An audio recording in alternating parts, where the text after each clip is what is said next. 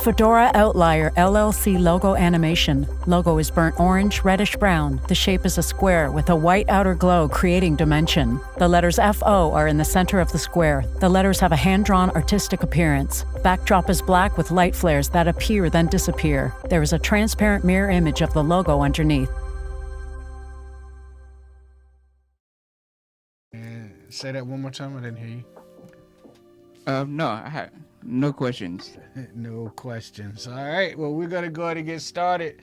The voice you just heard, ladies and gentlemen, is the coolest dude in the class, right? He is the man. And I want to introduce to our audience somebody I've been talking to quite regularly lately. It's definitely been a pleasure for me and everyone who's told me about this guy. You guys put your hands together for Brandon Xayavong. Brandon, how are you, sir?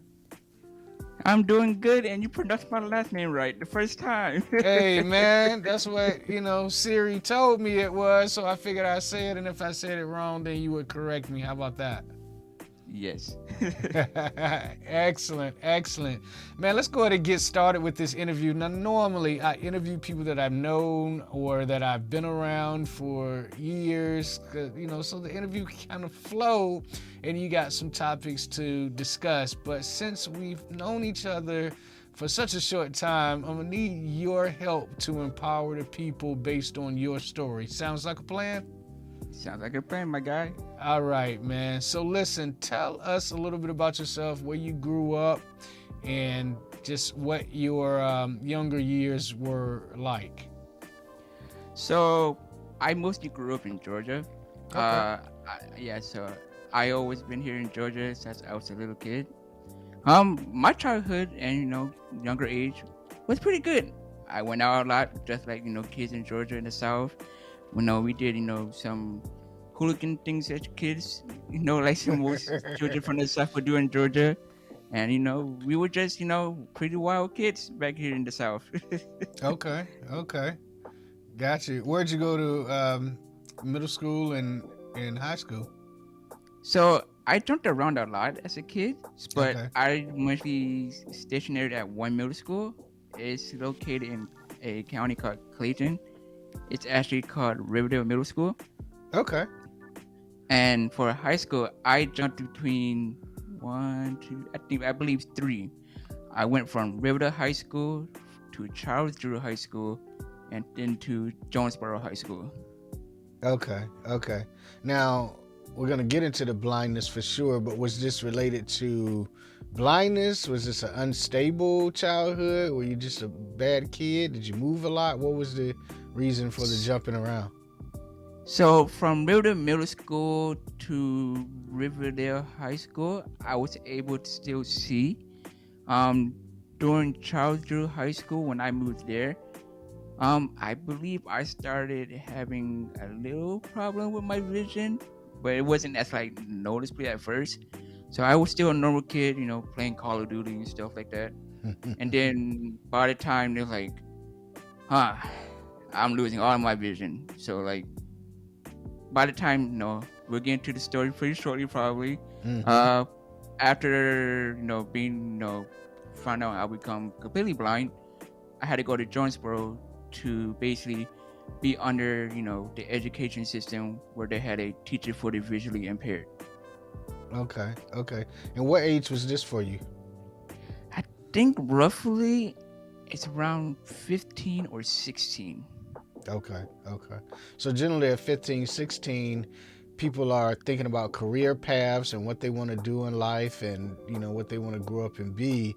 What was your thoughts around that at that time, 15 and 16?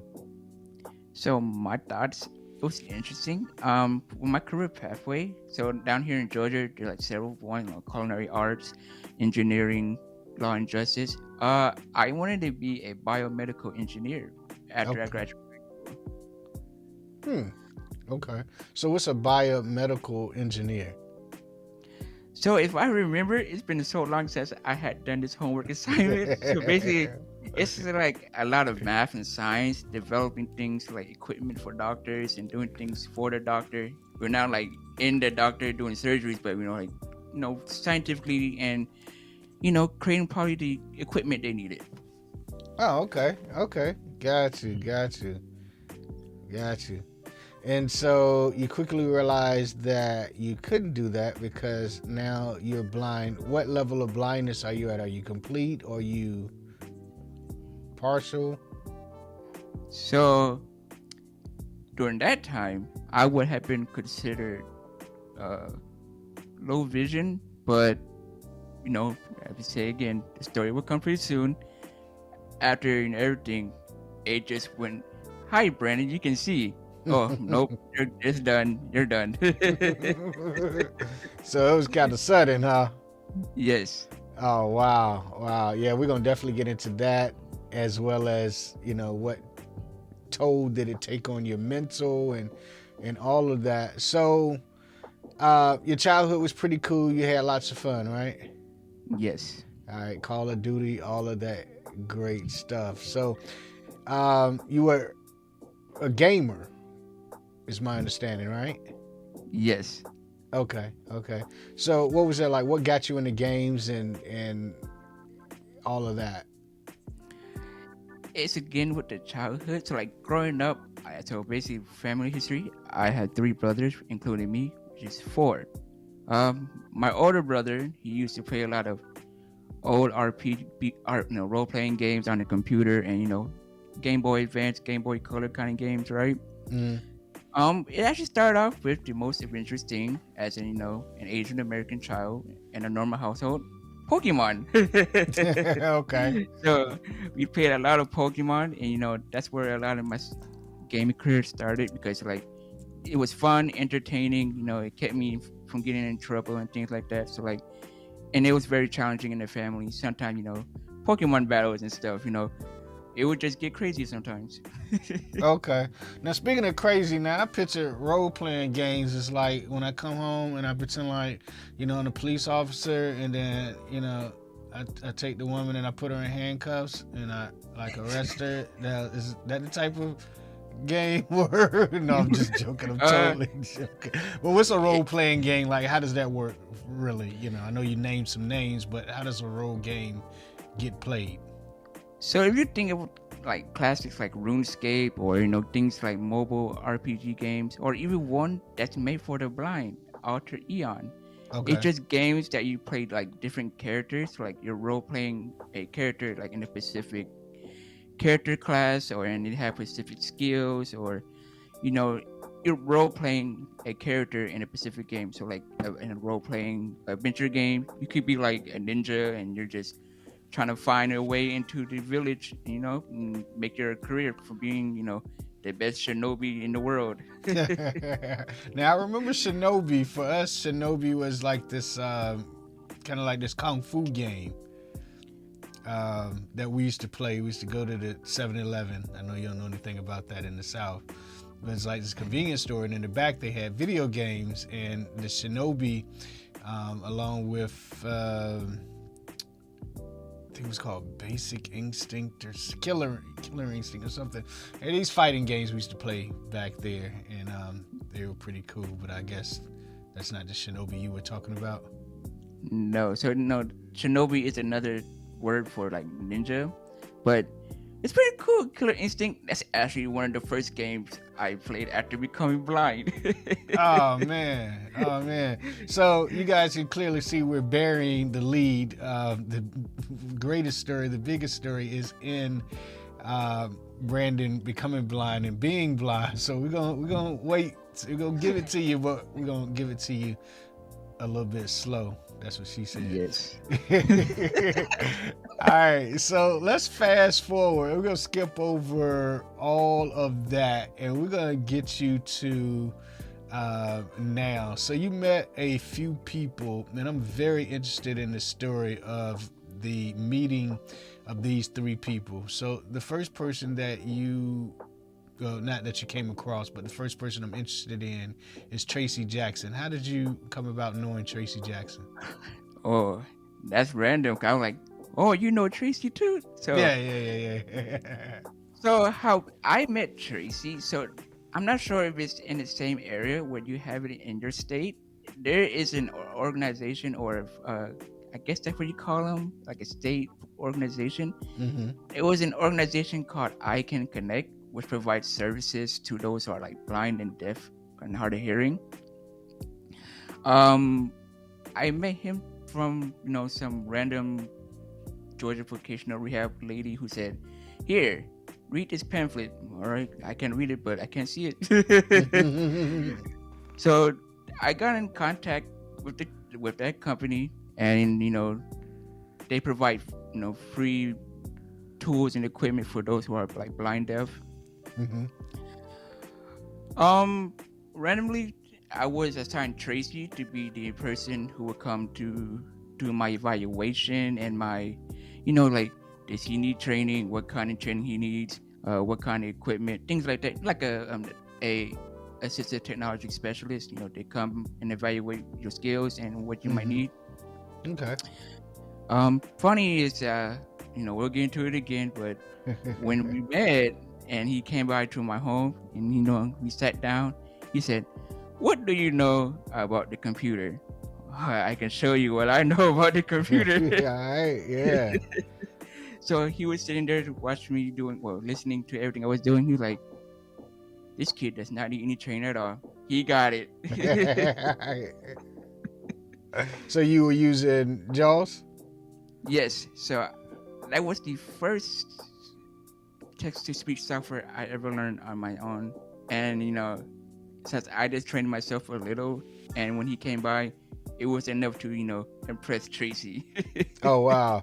Now if you impressed Tracy, then I know you know your stuff because Tracy was the one that impressed me. So Brandon, I'm in Georgia too. I'm actually around the corner from you. One, and yes, I Can Connect. We actually help Georgia and other states, probably about 7 states, get their I Can Connect program off and running with my company, Fedora Outlier.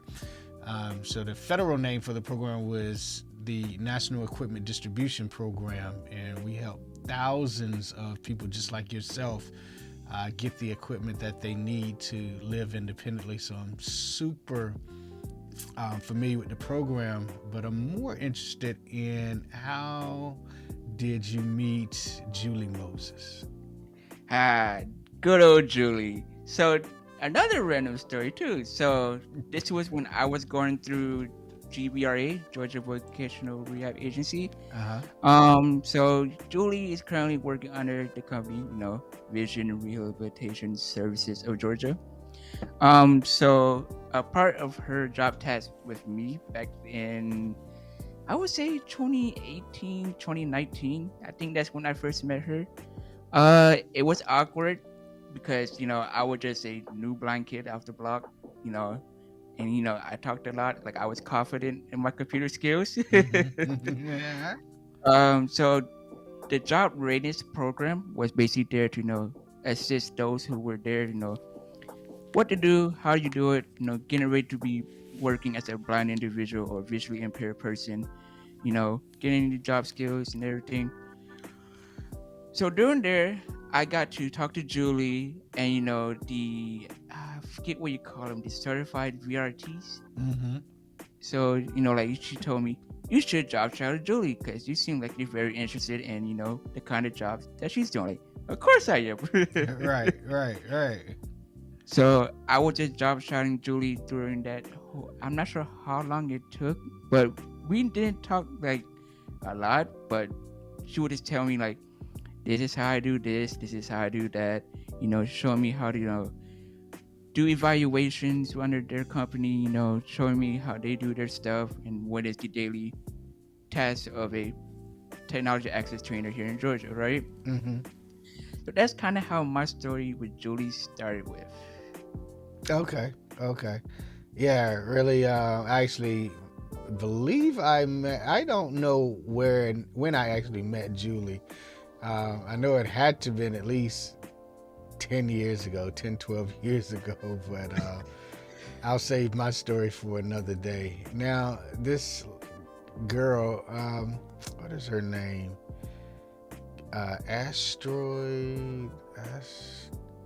Astrama, Abram, the Astra Abram. How'd you meet her? Now this is involving Tracy.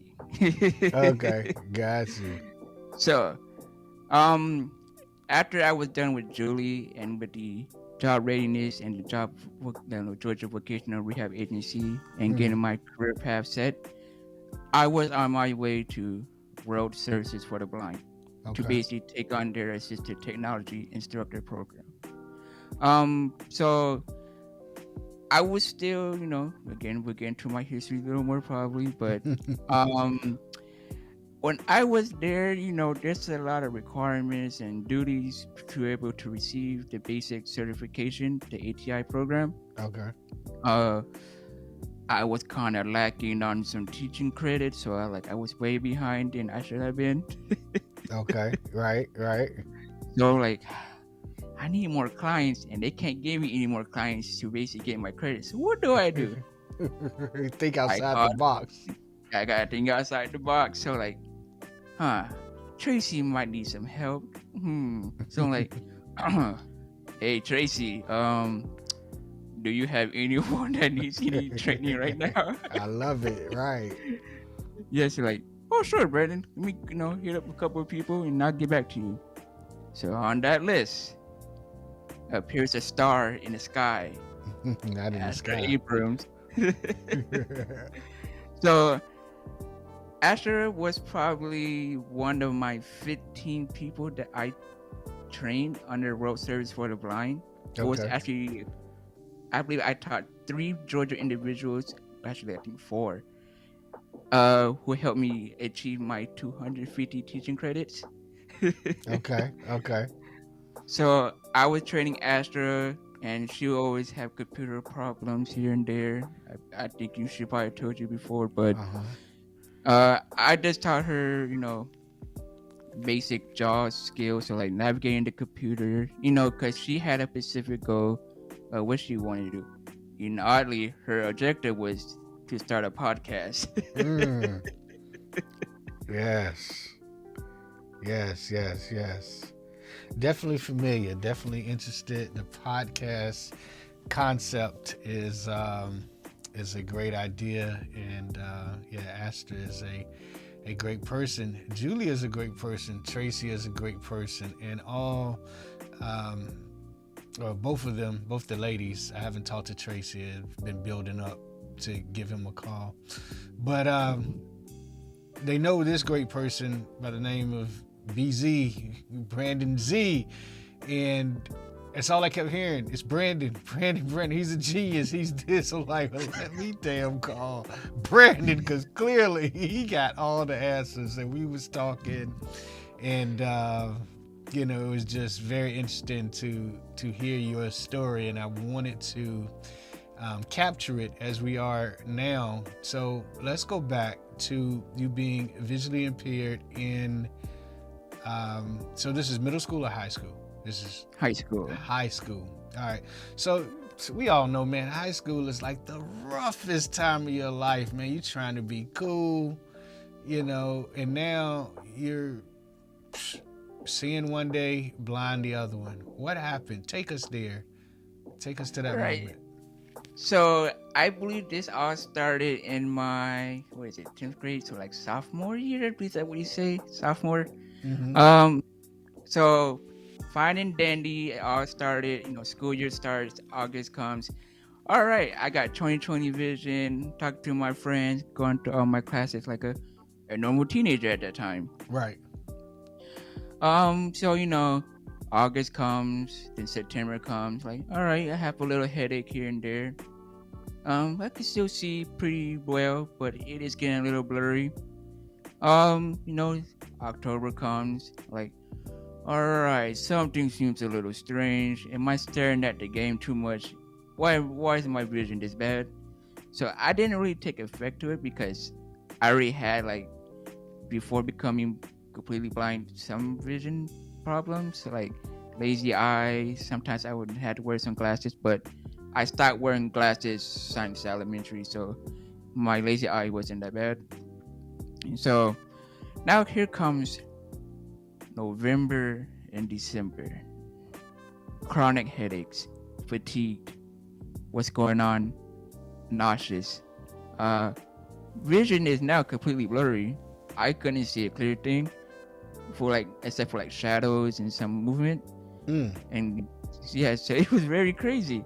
So like, yeah, so I was adapting to this as going to school. So like, there'll be some rough kids who like to partake in some UFC sometimes. Right. Like, I had like, I don't got time for this. I need to find this place to be safe. So like, there would usually be like little places where I can just pop in, like, boop. Hey, I'm safe for right now. Okay, like a Pokemon. Yes. Yeah. Okay. See, I got you. Yes, I used to jump into like spaces when I could see like there's trouble around. So like, cause I couldn't see clearly what was going on, but I can hear what was going on. So like, I was able to walk straight and everything. I was still able to see just a little bit. I used to have like strategize how to like fill in the scantrons when taking tests and how to look at the PowerPoints and things, like taking tests when the questions are on the board. I think by I don't know. I believe sometime before summer, the headaches were getting worse. Vision is gone. Funny story. I went down the stairs at Charles Drew to go get my certificate of attendance because I want to learn how to drive. I want to get my permit. I actually slipped down the stairs. Wow. Yes. And so those school stairs is no joke, man. There's no give or nothing. It's just solid concrete. Yes, I think because the contrast and everything. Because like I was like at the second to last step, and I was holding on to the rail. All of a sudden, I looked down, like, oh, I think I'm there. Took a step. Oh, okay. At least I caught myself. Right. The second funny story is I was walking to the cafeteria too, and like, like the columns sometimes would be white and the background would be like blue. Right. So like, so my vision couldn't tell contrast at that time. Like, I can't see what's in front of me. So I was talking to him. He was like, Brandon, you want to come back and play the games on the computer upstairs? No, I don't know how to play that game. So I was talking. I couldn't see it coming. I was walking. Boom! I hit myself in the column. Wow. Yes, so you can see it was pretty tough during the last part of 10th grade. So would you say you was in denial? Were you trying to pretend like you can see and knew you couldn't, or you just didn't know any better and you was just kind of doing what you could do? It's kind of like the mix. Like I'm declining the fact that I could be becoming blind, but then I'm like, nah, it's just a little teenager thing. Let me just keep playing games, become more blind. Why not? So, do you have siblings? Yes, I have 3 brothers. Okay, you did say that. And so, where are the parents at? What are your parents saying? So, my mom will always be at work. My dad, he wasn't always in the story, so you could say. So he was there, but I never told him anything about my blindness. But I did live with him when it was happening. But everything was good still. I could see the house. I can walk in the house. I can cook for myself and everything. So like, if I can do this, there's no point of telling them yet. Wow. Okay, just going blind, but you're not gonna tell anybody. I tell you, we could have prevented it. Nah. I know, right? Yeah. But it really started happening during the summer break. So like, I would go and stay with my mom then. Mm-hmm. This is when everything started happening. Okay. Yes. So any girlfriend at this point? No. Okay. So no girl. Got you. So what actually happened? What caused the sight loss? All right. Now continue on from summer break. Okay. 2015. So Brandon just got out of high school and his summer break. Woo! I got my certificate of attendance. Right. It's time to go learn how to drive the whip, Mm-hmm. So, like, Now I think it's a good time to get my eyes checked. Oh yeah. Okay, you read that chart right there, sir. Yeah. So I told my mom, I think I'm losing my vision. So first, I think before we go to the DMV to try to get my permit, we should hit the ophthalmologist. Just on the way.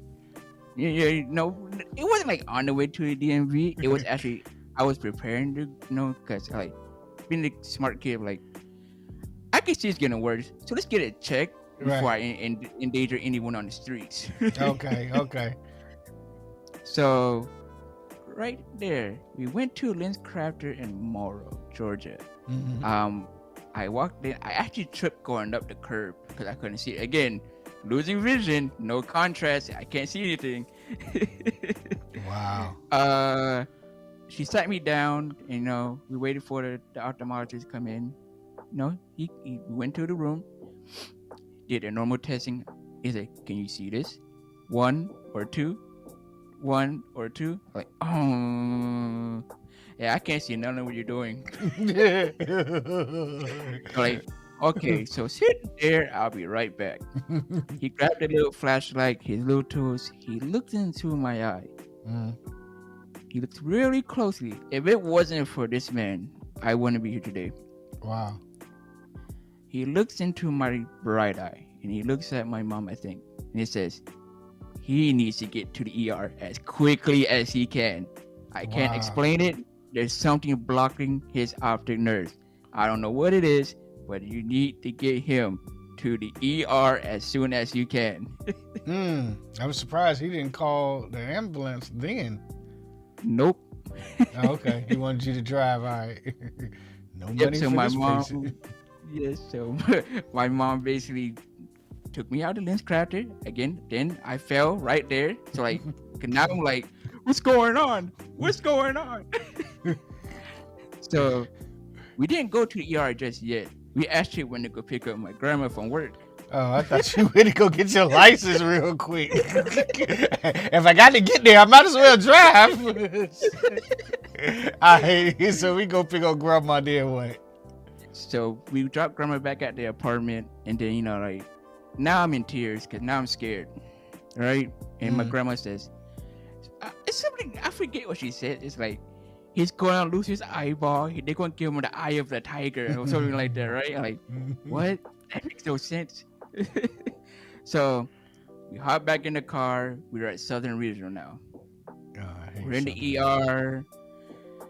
And now, we're just sitting there. Now they're doing tests, lab work, eye tests and everything. And find out they don't know what's going on. They did all these tests and nothing, right? They're like, So basically, when they went there and like took my blood, it was funny too. The nurse was like, "Hi, sir, we'll be taking your blood, right?" Like, oh, you might not want to look over here. It might be a mess. I turned to her. It's okay. I can't see it anyway. What? You had blood everywhere? Yes. So, say it again. No, I say you had blood everywhere, or? Basically they poked the vein and it started sprouting. Like blood. Okay, yeah. So my mom's like, yeah. So then this is where it starts. I'm not sure you want me to keep going, but nah, go ahead. You got us all. You got me on the edge of my seat, literally. Yes. So now, since they don't know what's going on, I'm a child. They don't know what's going on. What's the next step? Special medical help. They call up Children Healthcare of Atlanta. Okay. At least they ain't called defects, but go ahead. Yeah. So now the ambulance is on its way. I believe it was Eggleston, the hospital, the first child hospital. The ambulance comes to pick me up. My mom gets in her whip. The ambulance drives me to Eggleston, put me in one of their rooms, and my mom is on her way. Now, more testing, and everything. Still nothing. What? Then they decide, Brandon, we're going to be doing the MRI. Like, oh, the MRI. I never had one. What's that? Is that a Mr. I? Yeah. So now I'm in pain. Now I feel stressed, and now I'm like hooked up to machines. I'm like, oh, take me off. I'm on life support. Right. Now here comes, testing after testing again, MRIs after MRIs. I think it was 2 to 3 months in before. I think it was actually a month or two, or within that month. Here comes to the analyst. If you guys know what that is, you know what's happening now. Okay. Now, what was the doctor? Who? So basically, it's the doctor for the C word. You know what I mean? Okay. The big cancer. Yes. So, after MRI scans comes out, the thing blocking my optic nerve isn't just a regular thing. It's a rare genetic form of a pediatric cancer, and that's when everything's like, boom, my heart stopped. I started thinking about life. My mom's over there, probably shaking her head, probably crying and everything. Now we know, like, oh, this is serious. Luckily, now this is awesome. The doctor said if I didn't make it in before, I believe, June or July of that year, I wouldn't be here talking to you today. Wow. Yes, that's how severe the cancer was. Wow. So at this point, when they're running all the tests and you're now 2 hospitals in, are you thinking that, are they telling you, hey, yeah, we do see something, we don't know what it is? Because, the guy just put a flashlight up to your eye and said, get you to, you know what I mean? So they can't find anything. What are you thinking? He was just wrong? Yes. So he was right. So yeah, of course. Yeah, clearly. Yes, I didn't say anything about it. I think, so they did cut my head open. So, like on my right side of my skull. Mm-hmm. You guys can't see it, but if y'all can't, I'll just go like, whoop, on my little skull right here. Okay, you can feel like the little... Yeah. So they put the little shunt device in my head and they removed a piece of the tumor. So now they know what it is. They removed it. The reason, now I didn't say this either, it wasn't just optic nerve damage, like the tumor being there. Mm-hmm. There was a whole bunch of spinal fluid in my head. Wow. Yes, so that's where the chronic headaches came from, I guess. Yeah, pretty much. All right. You thought it was just playing too much games, huh? Yep. Okay. That's what I was saying. So the spinal fluid was applying pressure onto the tumor, and the tumor being pushed by the spinal fluid onto my optic nerves, which is basically like light, dark, light, dark. Right. So they removed the piece of the tumor, tested, they found out the type of cancer, and it said he's going to they started planning out chemo, radiation, 5 days. So radiation, I had 5 days a week for 6 weeks, and I started my first dosage of the lower level of chemo that same month. So I would go to Monday through Friday for radiation 1 week. Next week, the same thing over and over.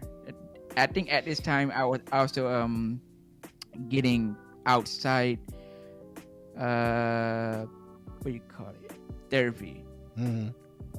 So actually indoor and outside, I think. So I was getting back into like occupational stuff, getting my strength back with physical training and things like that. Like during this whole time, I couldn't walk on my own. So like I was just trembling, like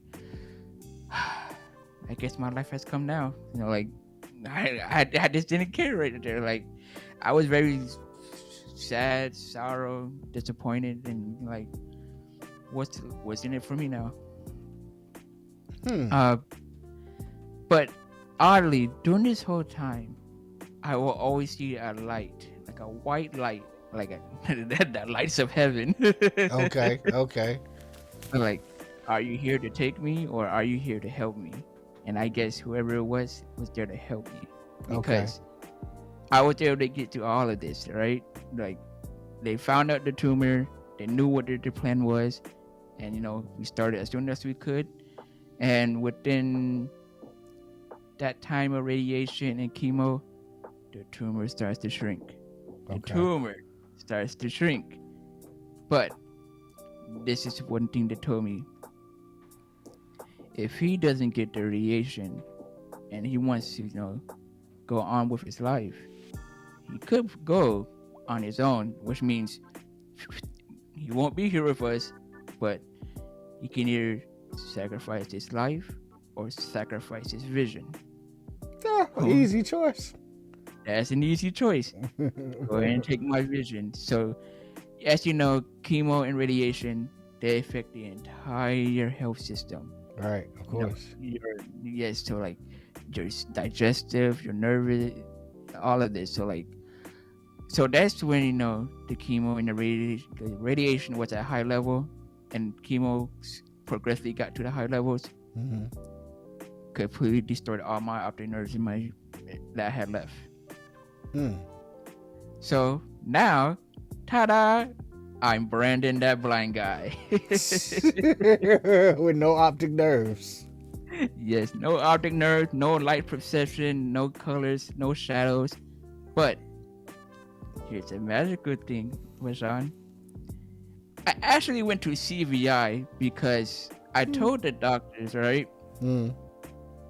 What is this bright aura light around my eyes? And why does it sometimes here and sometimes it disappears? Like, I can see the light around my eyes, then the next day it's gone. To think of like the time of day. At night it's dark, right? Yeah. But in the morning it might be blurry, right? And then one day it might be like a full white light around your eye, right? So I told him that, right? Like, I'm seeing like a random orange and blue ball in my right eye. Like, I joke with him. It's also like, I don't know if I was hallucinating. Like, there seems to be like a flying witch on the broom too. Wow. So now you're playing with the doctors. Yeah. So like, I'm telling them for real. This is basically what I was seeing in my own eyes. So like right now, they're like that orange. I don't know. This orange ball has always been in my right eye. I don't know what it is.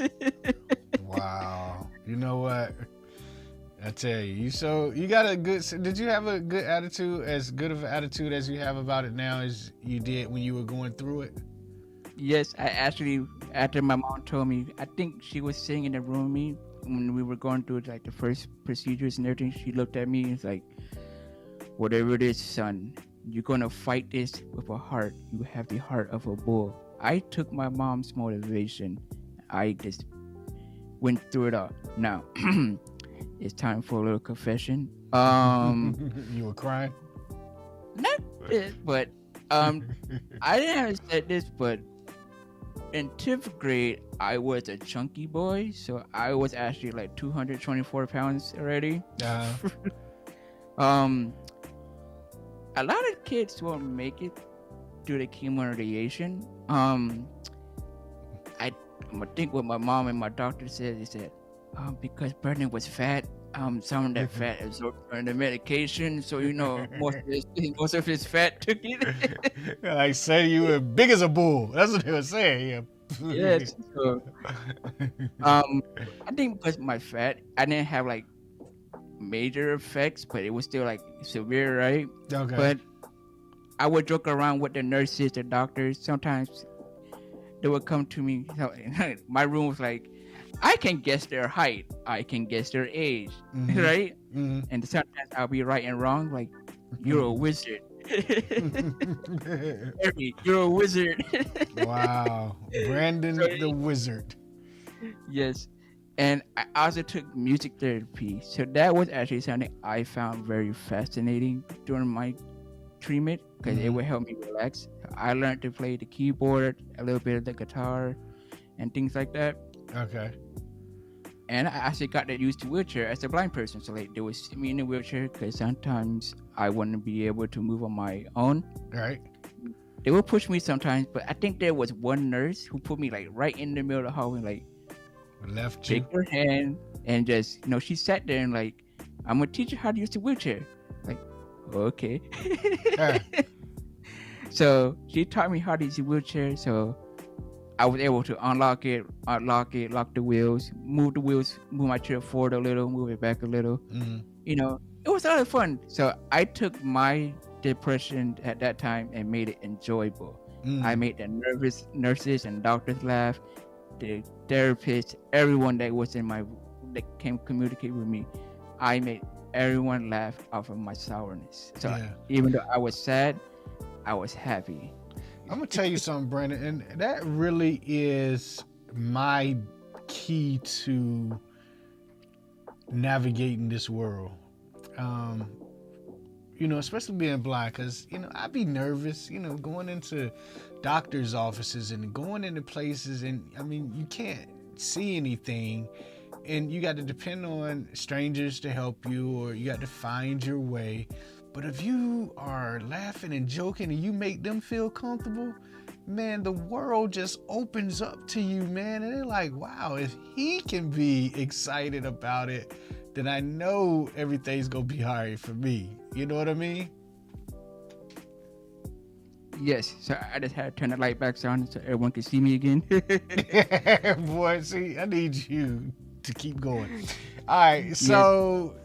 All right, cool. So we go through this. You're blind. You got your career in assistive technology. What's your favorite piece of technology? It's actually funny. It's actually basically the phone and the computer, because the computer was the first thing I learned as becoming blind to use. So yes, I self-taught myself the most notorious screen reader in the world. I learned how to use JAWS all by myself. So when I went to Jonesboro High School, the paraprofessional sat me there. Like, you hear the computer? Like, yeah. But what is it? That thing gives me a headache. Well, you're going to need to learn it to be able to do your homework assignments and things, right? Like, is anyone going to help me? No, you're going to learn it on your own. So you got to do it all on your own.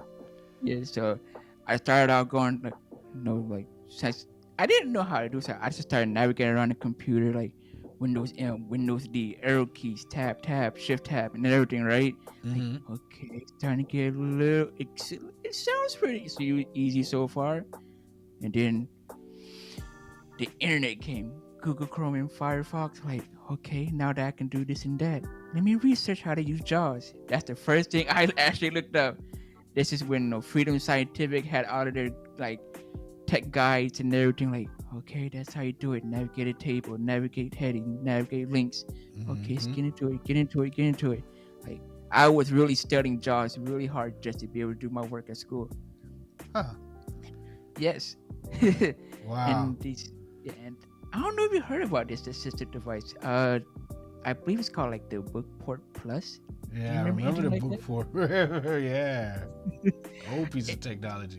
Yes, so they gave me that, like, you're gonna take this, we're gonna put your books on it, and then you're gonna record your lectures as your teachers.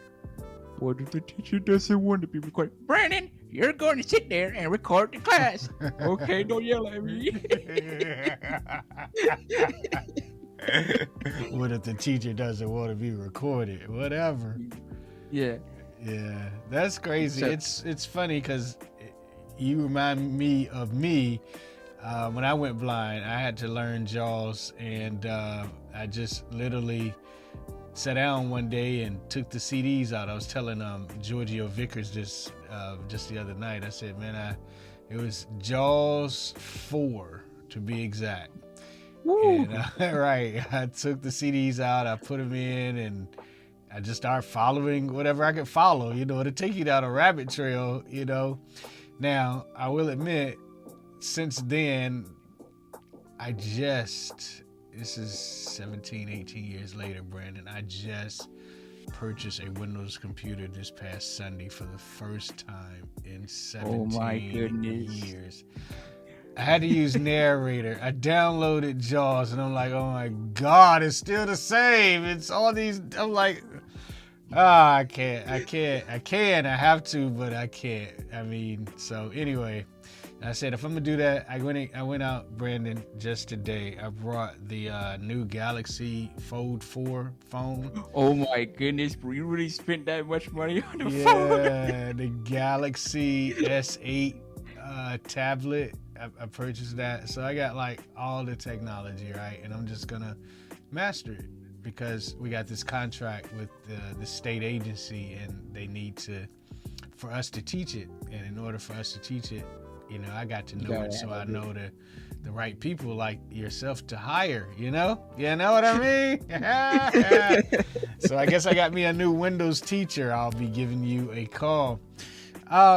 So listen, is there one thing that you would tell someone that either has the big C word or who's going through blindness, or I guess in your case, just anything that's difficult in life? What would you tell them?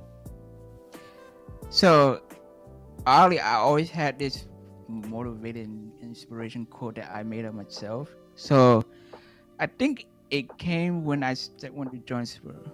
So, philosopher Brandon too, All right. Yes, sir. Yes, sir.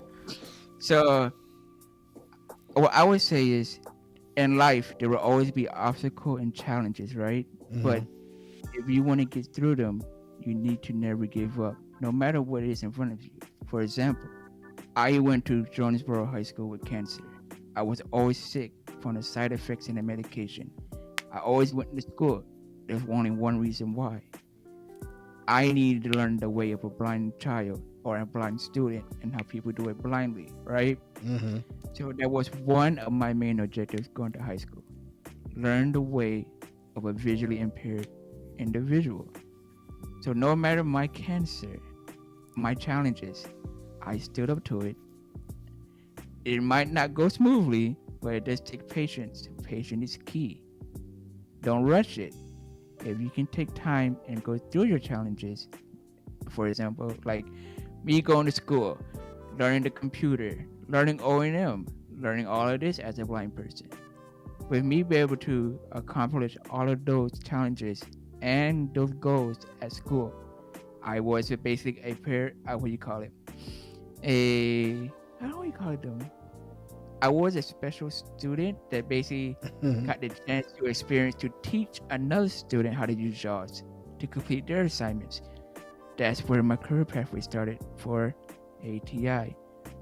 Actually, it didn't start there, but like assistant technology specialist or this and that. Mm-hmm. But after they said to me, Brandon, you learned the computers kind of quick, and this student doesn't know how to use it. Do you think you could teach them? Like, sure, why not? So like, this seems like a career. So basically, don't give up on your challenges. Don't give up on your dreams. You can go through them. The obstacles are there. It just takes time and patience, and you will reach what you want. So with patience and the strive for reaching that goal, you can do it.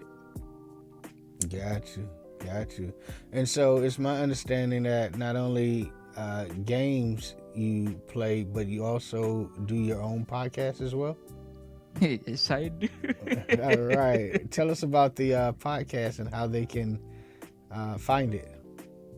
All right. So, ladies and gentlemen, I am one of the three co-hosts of the Easy Beasy podcast. We actually call it the Easy Beasy, and you can find it on YouTube, Spotify, Apple Podcasts, and Google Podcasts. All you have to search for is the Easy Beasy on YouTube, and then on Google Podcasts, Apple Podcasts, and Spotify, look up the Easy Beasy Radio. So that's a little hint. We are doing some changes to our show. You can find out this Sunday as we announce something new.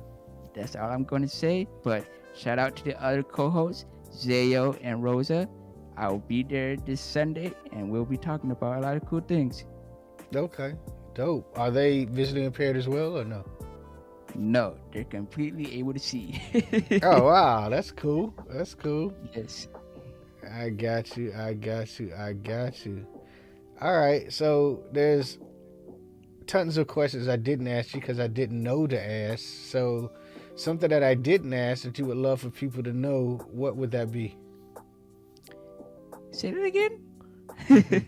So I don't know you, so I don't know what questions to ask you. And there's tons that I could ask you because you've experienced a lot in life. So tell us something that I didn't ask you that you would like the people to know. Sure.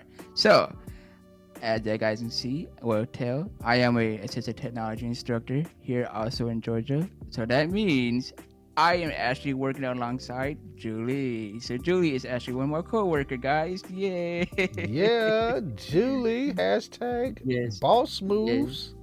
Yes. Also, I am a beatboxer. So I like to basically dab in the beats of making sound with your mouth. I am a nerd slash geek, if you guys couldn't tell. So I do like technology. So when what Sean said he bought the Samsung Galaxy Fold 4, you see how I freaked out. Right. Yes, so I am a tech enthusiast with many types of technology. I'm also into audio gear. I love audio gear, headphones, microphones, interfaces, anything that deals with equipment. So like right now, if I'm speaking to Sean, I'm actually in one of my mini rooms that I have with here. So I am rocking a Focusrite Scarlett Solo 3rd generation, an AKG D5 super cardioid dynamic microphone with a pre-amplifier cable, which is called the mic lifter cable. That's why I can sound the best when I talk to people and clients. Yeah, I like that concept. Listen, I'm on a Claret 8 Pre by Focusrite. I'm talking to you on a DPA, some type of lavalier mic. I don't know the model number because I literally have 30 microphones and the cloud lifter and It's not like a cloud lifter. It's actually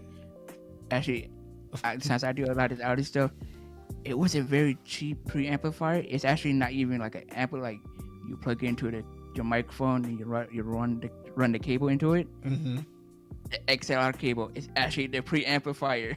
yeah, it takes like your dynamic mic and adds about 25 more dB a gain. It's a couple $100, but yeah, I got the double one. It's like $100 for a single, but I got one for 2 microphones. Yeah, so like this cable, the guy on YouTube, he was talking about it. Mm-hmm. It was only $40. So like, if it provides 25 more decibel gain, right, for only $40, that's yeah. a steal. Yeah. That's a steal. Yeah. So I got a whole studio, Brandon. I'm gonna have to invite you here and let you geek out. I mean, I got control surfaces, I got preamps, I got all types of switches and cameras and speakers and everything. So you would love it. But yeah, I did notice that you do sound great, one. And then I noticed it took you a while to respond to make sure you got great audio and video, and you knew to have that because you do it as well.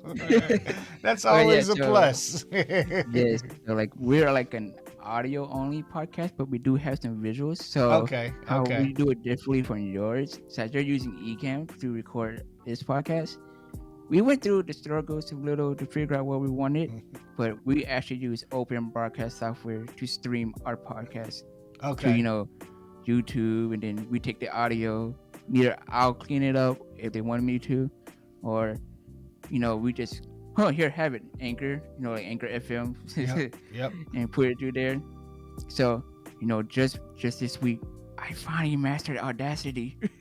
Oh man, I like that word, master. See, you becoming one of the Fedora team members and not even knowing it. They're using words like mastery and being properly prepared to present. Hey man, it's definitely been a pleasure. So how can people reach you if they want to contact the coolest kid in the room?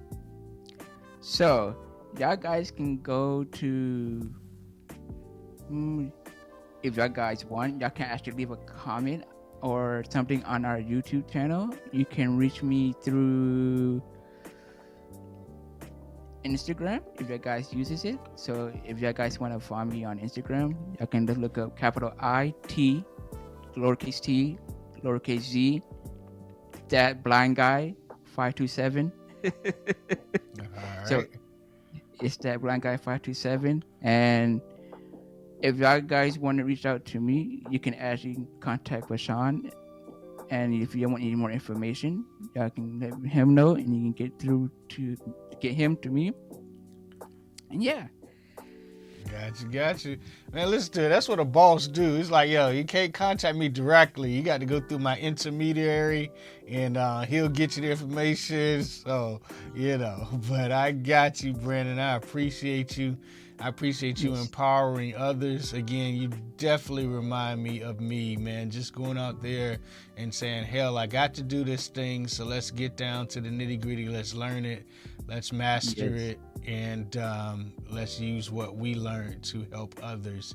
And that's what it's all about. I built a amazing living doing exactly that. So I can't wait. And I'm excited for your future. So with that being said, we have tapped into a whole hour of you guys' time. If you've gotten to this point and you are still listening, me and Brandon, thank you. And you guys know what it is. What? Can I try one last thing? Yeah, go ahead. Let me see. Can you hear it?